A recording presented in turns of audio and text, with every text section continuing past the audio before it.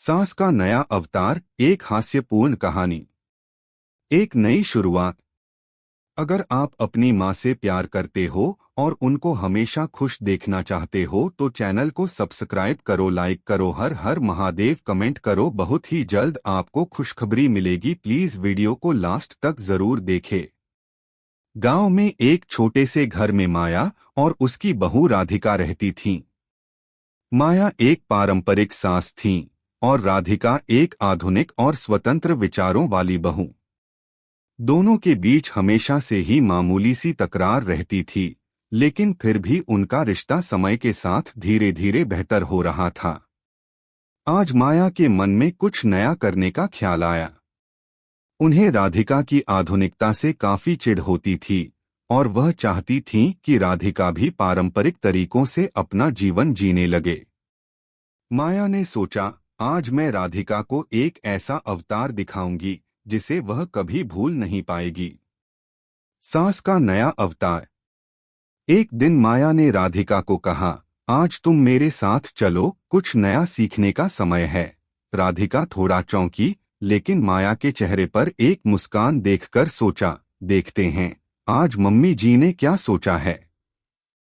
माया ने राधिका को घर के पिछवाड़े में एक पुराने कमरे में ले जाकर दरवाजे को खोला। उस कमरे में हर चीज पर पुरानी धूल जमी हुई थी, लेकिन सबसे खास बात थी वहां एक विशाल आईना। माया ने राधिका से कहा, यह तुम्हारा नया अवतार होगा। राधिका ने थोड़ा हंसी मजाक किया, क्या मम्मी जी, आप मुझे कौन सा सुपर हीरो बना रही हैं? माया मुस्कुराते हुए बोली, आज तुम एक सास के नए अवतार में बदलोगी। राधिका का ट्रांसफॉर्मेशन। माया ने राधिका को पुराने जमाने की साड़ी पहनने के लिए दिया, जो थोड़ी सी भारी और रंग बिरंगी थी। इसके बाद माया ने राधिका के बालों को एक पारंपरिक तरीके से बांधने की कोशिश की। थोड़ी देर में राधिका एक सास के नए अवतार में बदल चुकी थी, लेकिन उसकी स्थिति बहुत ही हास्यपूर्ण हो गई थी। साड़ी की पल्लू गड़बड़ हो रही थी, बाल एकदम मुड़ा मुड़ा से लग रहे थे और राधिका का चेहरा भी हल्की सी घबराहट में था। माया ने देखा और बोली, अब तुम सास के रूप में कितनी सुंदर लग रही हो। राधिका की आंखों में हंसी आ गई और वह बोली, क्या मम्मी जी, यह तो एकदम फिल्मी सास लग रही हूं मैं। माया भी हंसी नहीं रोक पाई और दोनों हंसी में खो गए। माया ने कहा, चलो अब तुम रसोई में चलो और देखो कैसे सासें खाना बनाती हैं।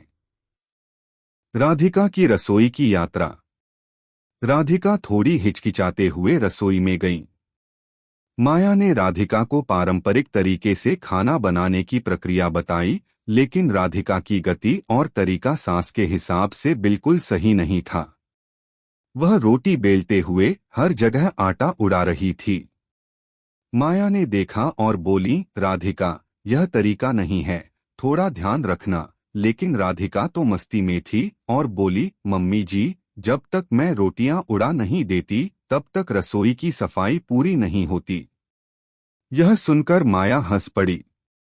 तुमने तो सास बनने की पूरी कोशिश कर दी, लेकिन तुम्हारी मस्ती तो कहीं नहीं जाती। हास्यपूर्ण मोड़।